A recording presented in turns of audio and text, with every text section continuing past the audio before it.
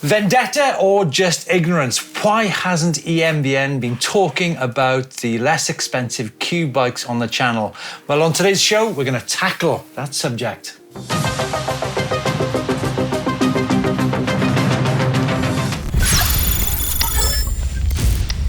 What is it, Steve? Explain yourself. It's you. You're the problem. Are you ignorant, or is it a vendetta? You say it. Mike says it. Everybody says it. So this is... Why aren't you talking about cube? This, which is untrue. This is in relation to a video we had on this channel a few weeks ago, which is the cheapest legit e-mountain bikes. We covered some of them, from Decathlon to Megamo, Canyon, and... McShimmy has left a comment that says, again, not a mention of cube. The entry stereo hybrid 144 is £3,399 with a Gen 5 Bosch CX and 800 watt-hour battery. Is this a vendetta or just ignorance? Strong talk. I feel like I've put a lot of them in the bike vault recently, and I talk about them because they're very popular in my area, cubes, for good reason. They're great looking bikes. And McShimmy has a point about the bike, whether or not he has a point about the second half. This is quite strong. So just to qualify that, we do have cube bikes on the channel regularly. We've actually been on some big adventures on cube bikes in the past. We did a trip up to Torridon. On the 150mm bike. It's definitely neither of those. No vendetta, no ignorance. There's actually another comment from Craig Davis. More than happy with my 2025 Voodoo Zoobop E, which is another bike we didn't have on that video. Obviously, there's lots of bikes we did. It's just like a selection of bikes which we chose. Craig's, in relation to this bike, I swapped out the fork for a better Fox one. Down the line, I'll change the brakes. I had it for £2,500. That's a full sus e-mountain bike. A lot of snobbery on these channels. Snobs. Especially when you get free Canyon and or Bear bikes. Right. The bike I ride on the channel is actually a white Kato S. Now, this bike actually comes in at £3,899. You ride, obviously, the Kato Works, which is closer to £10,000.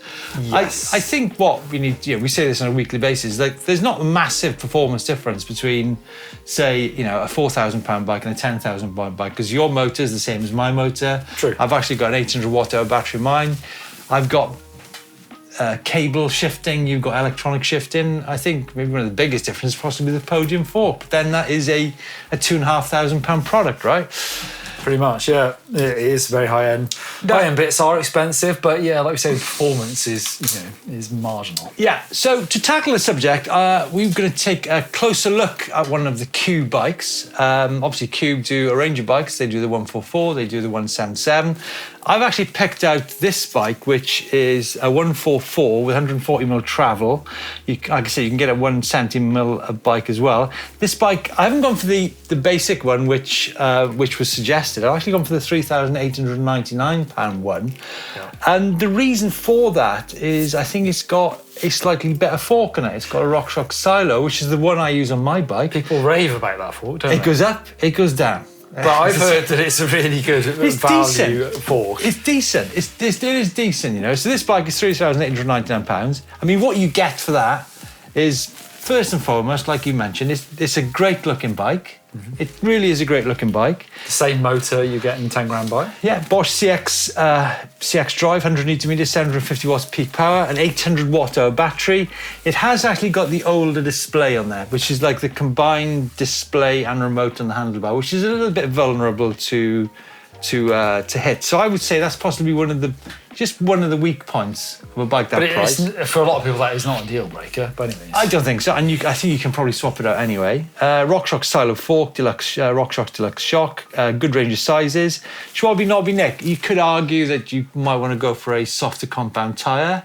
I'd still go for a Schwalbe. Maybe, would you go for a Wicked Will or a Magic Mary? Yeah, Magic Mary's my go-to tyre, to be fair. There's a bit more rubber on that than a knobby neck, to be fair. So it depends what type of riding you're doing, obviously. But we're talking not a crazy amount of money to upgrade. You've got SRAM gears, you've got Shimano hydraulic brakes, which are great. Yep. Really good brakes, dropper post. The weight of this bike is an aluminium bike, 26.5 8 kilos, and that's compared to if you took the highest end 144 bike, it's £7,499, which is double the price, and that top end bike is 23.6 kilos. Probably carbon frame on that one, top end. Exactly. The one thing which I would question about the Cube 144 is the chainstay. Now this is the numbers on the Cube website, a 494mm chainstay. Pretty long. That's actually got to be one of the longest chainstays. I don't know if that's a typo or not, but that is a ridiculously long chainstay, because chainstays on e-mountain bikes are, in general, about 450mm from... 455 is probably a pretty popular number I've seen recently. But yeah, I mean, it'd be a good climber, that's for sure. It'd be an insane climber, but one issue I would think with a chainstay that length is going to be you're going to have a lot of weight over the front of the bike. Yeah. So if you in a downhill scenario, there might be an imbalance in weight. Maybe you might need to overcompensate. Because the chainstay is so long. Because the longer the chainstay, the more of your weight is forward of the bike relative to the wheelbase. So I think that's the only thing I can see, to be honest. It's an interesting bike, definitely, yeah. And I say it's proper value for money. Yeah. Loads of people comment, as ever, about prices. eMTB says, if you're looking for an entry-level bike, also check out Radon bikes with the Bosch CX4. Can you buy them in the UK? I'm not 100% sure where, but obviously a German brand.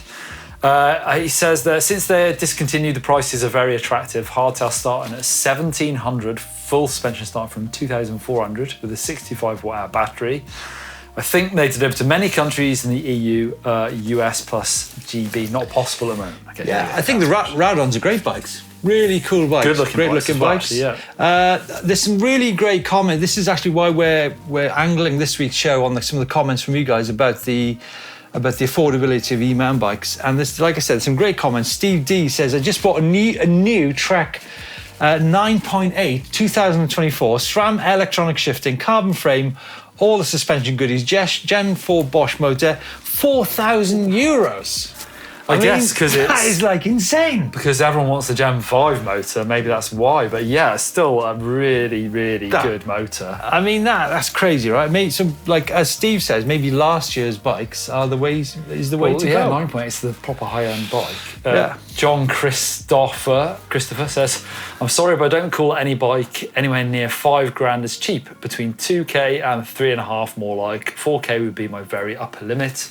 I literally saw 4 bikes that came within my definition of cheap, 3 of them being from Decathlon. Yeah, and that Voodoo bike as well is quite a cheap bike as well. So, and then this is from CMZ Pictures. This is really interesting. I think daily rentals is a good way to go if you don't live right next to a trail centre. That was always that way you can always get a fresh, clean bike. You don't have to clean it after. You don't have a vehicle to haul it onto the trail centre, and you don't need a heated garage to charge and store the bike over winter. Not cheap though. I'm just trying to go quickly. I think about £90 a day. I think it is about £90-100 if you want to rent it. But I know that's cheaper than buying a £3-4 grand bike. But that feels like a chunk of change to be spending for a day's bike. Okay, what are you going to do? If you're going to go to trail centre, you're going to go. If you went riding twice a week, what's that? If you go to that's say call it £200 a week, £800 a month. Hold on, £10,000 a year. 12 8 96, £10,000 a year.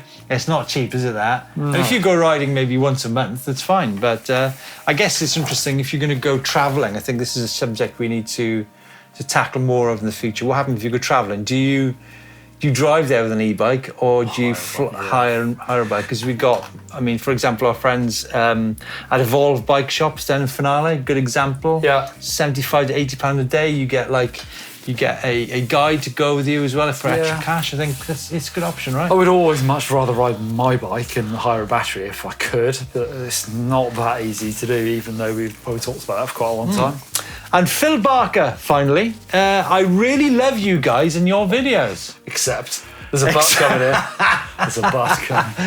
But it constantly confuses me why Cube doesn't seem to exist to you. Well, hopefully we've actually addressed that a little bit in today's EMBN show. We love Cube. We love Cube bikes. We love the people who work for Cube, the fantastic range of bikes they have. So please, it's not a vendetta and it's not ignorance. It's just cluelessness. of forgetting it on last week on that video. Actually, on that subject, there's a few other bikes which probably tick the box as well. The Canyon, we did talk about the Canyon Neuron.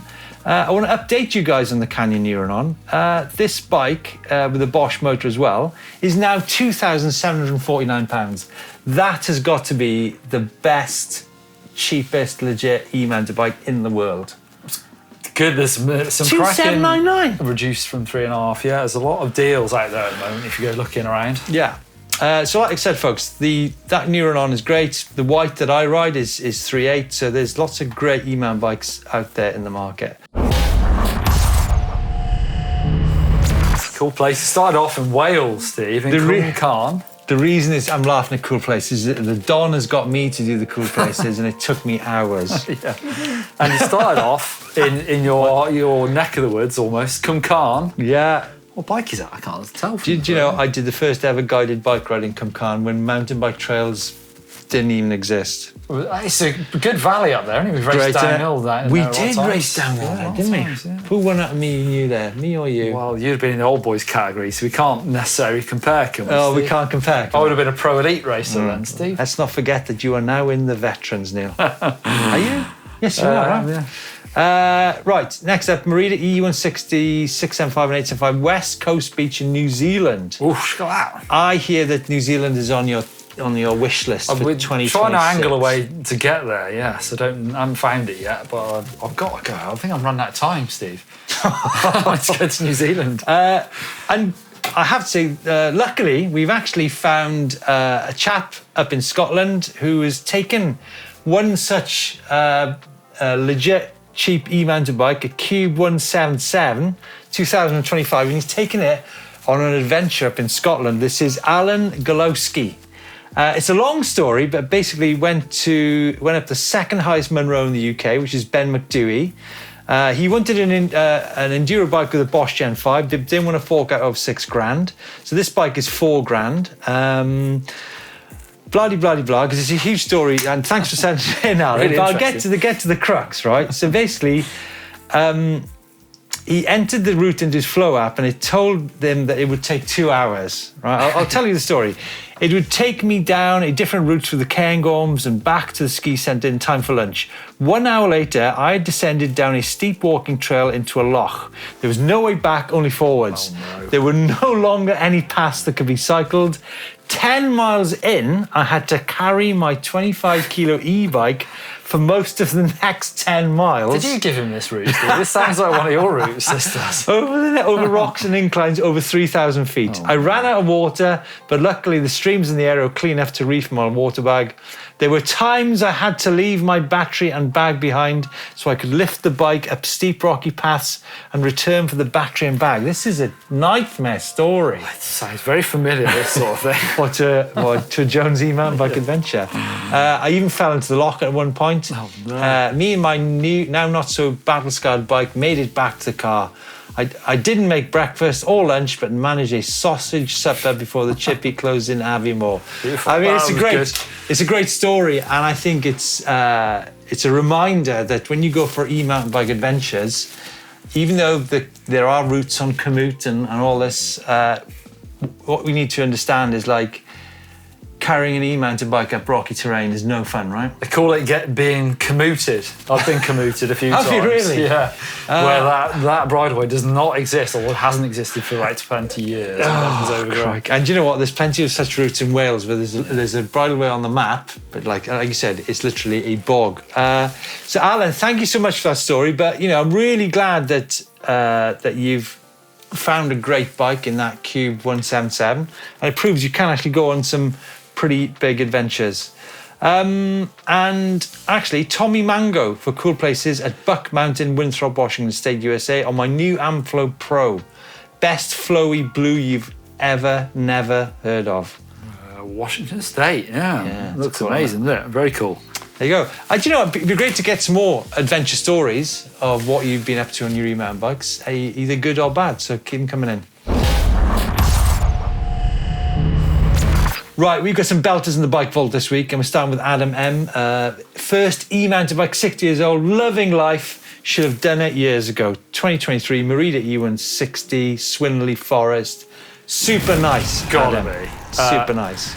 Billy is out by Mont Blanc. Whitey Decoy SN MX. Took a break from trying the J World Cup track. It's bloody nails.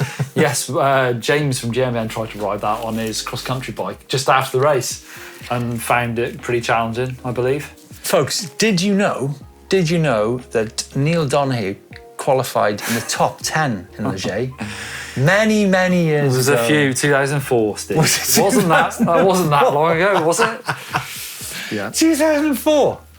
Yeah, it's good riding though there. I went there last year on downhill bike, did a big old ride using the ski lifts. Do you know we've been riding bikes together since 1997? Yeah. Long time, innit? Anyway, nice and super nice. Super nice guy. David Fairbrother has been on an adventure ride on the Canyon in Huron, I believe. But yeah, it's on AL. Just back from an overnighter in the Chilterns. I want that. It's a sort of pannier. Is it a toe peak pannier rack that goes on the chain stays? You can use a full suspension bike, pack a load of stuff. Then the bar roll bag. That looks like a fun overnighter to me. I like this idea. I really like the idea of this. It's cool. Last time I did a backpack, I literally slept under a sheet in a field full of sheep. But this looks like a far more luxurious way to go about things. It's good, isn't it? Yeah, super nice. Chris D, Santa Cruz Valor, Rivington Mast. That's nice. And then this is Ruan, who has got a high bike all mountain 11 CS. First shakedown ride of the bike. Photos taken in Porta Westfalica, Germany. Keep up the amazing content. That's very kind, Ruan. Thank you very much. So that gets a super nice for sure. Tomo is riding en route to Hammer Time. Don't know where that is, Steve. But this is old school tech on the Spectral on. In what? A very steep looking set of woods. Tomo, that looks like it's in South Wales. Yeah, it does, doesn't it? Hammer Time in South Wales, Steve. Hi from Orange County. I've had this for about a month. First e-bike, all ready, have 70 miles in it. Now I'm 61, need a little help on the climbs. Propane Thresh SL. It's a bike I've ridden. It's a good looking bike. It's super nice. Excellent. And that's it for this week's EMBN show. Please do let us know your thoughts on the Cube Stereo Hybrid 144 that we've been talking about, and any suggestions of bikes that you think would fit the cheapest legit e-mounted bike bracket. And list any other vendettas you think Steve has in the comments down below. Brilliant. What's coming up on the channel, Don? On Sunday, I'm doing a video called A Question of Power or Range. Is it possible to have both power and range or not? Well, you can have power and range, but if you follow Alan's example and go to the Scotch Munros and push your bike, then it doesn't really matter, does it? Yeah, exactly. Great video on the Old Bear Rise coming up on Sunday with the Don.